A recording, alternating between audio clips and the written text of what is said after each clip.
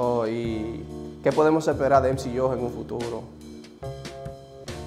¿Qué podemos Lo esperar que de están ti? viendo ahora, seguir creciendo, seguir soltando temas, seguir impresionando a la gente con pila de proyectos diferentes, tú ves, y seguir trabajando en la música. A mí lo que me gusta es la música. Y háblanos de cómo ve la escena hip hop en América Latina. En América, bueno, lo que yo veo es lo que el internet me muestra. Tú sabes, en América Latina hay muchos conciertos, veo muchos conciertos, muchísimos raperos, hay muchos grupos que yo he visto en los foros, que hay muchísima gente que rapea pila en diferentes países, tanto en Venezuela como también en Chile, como en Colombia. En todos lados tú siempre vas a encontrar buenos raperos. Ok, y la escena aquí en Nueva York, en la comunidad hispana, ¿cómo tú ves el desarrollo de la misma? Yo lo veo bien porque en Nueva York no hay un mes donde tú no vayas a un concierto de hip hop, de que estén o colegas tuyos rapeando, o que estés tú rapeando, o que esté yo mismo rapeando, tú sabes, o que simplemente hay un concierto de X gente que está ahí, tú vas y lo apoyas. ¿Tú entiendes? La cuestión es involucrarse en lo que hay. Y aquí hay un movimiento grande, ¿sabes? Lo que pasa es que hay que moverse en el movimiento. ¿Y qué crees tú que hace falta para que ese movimiento hip hop latino en NYC se desarrolle? Yo creo que con lo que estamos no hace falta tanta cosa, porque lo que estamos trabajando fuertemente. Tú sabes, tú vas a los pares de hip hop y tú ves gente rapeando y dices, madre mía, pero este tipo está rapeando durísimo. Tú ves, ¿y por qué no es famoso? Nadie lo conoce, no, porque a esa gente le gusta moverse de esa manera, tú sabes, rapear.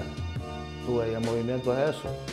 ¿Tú entiendes? Ahora mucha gente ve en el movimiento como de que no está haciendo tours, de que no está en televisión, de que no aquello, no, tú sabes, va que tienen que entender que la música que estamos haciendo, lo que es hip hop y hardcore así, son músicas que lamentablemente no todo público la disfruta como la disfrutamos nosotros mismos. ¿Tú entiendes? Y es música que canales de televisión, programas de televisión no le ven la parte comercial para ellos estarla difundiendo. Tú sabes, ahora sí hay programas de televisión que son programas hip hop o programas urbanos, que quizás un rapero se cuele por ahí, ¿tú entiendes? Pero el movimiento nada más no es eso. Tú ves, el movimiento también, porque el hip hop, antes cuando no había nada, la gente disfrutaba de los shows. Tú sabes, no hay nada mejor tú ver un buen rapero rapeándote una canción en vivo de la A hasta la Z. Tú sabes, eso es algo que tú sientes rap y ves la gente disfrutándolo, sabes, compartiendo todo junto lo que se hace. Ok, y ya que tú dijiste que antes no había nada, o sea, ¿cómo los raperos, los exponentes se movían para que su material llegara a flote? Bueno, cuando digo que antes no había nada, me referí fue a lo cibernético. ¿Tú entiendes? Porque antes, ¿cómo se movían? Bueno, si tú te pones a ver películas de raperos, de la vida de los raperos, tú sabes, tú vas a ver las historias, cómo era, se parqueaban en una guagua, ponían su casete de venta, los regaban por ahí. Ahora mismo no es tan necesario eso, porque la gente le pide un email y le manda el tema, tú ves, o pone un link, es hiprd.com y todo el mundo lo descarga de gratis, tú sabes. Y la gente se pasaba antes los temas de otra forma.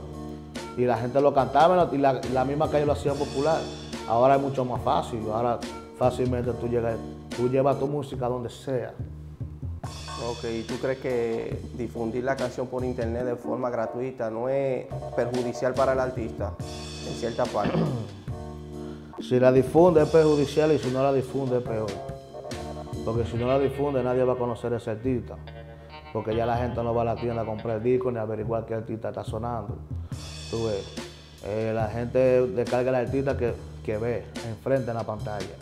Tú sabes, si el artista deja de postear música gratis, nadie lo va a conocer. ¿Tú entiendes? Lo va a conocer muy poca gente.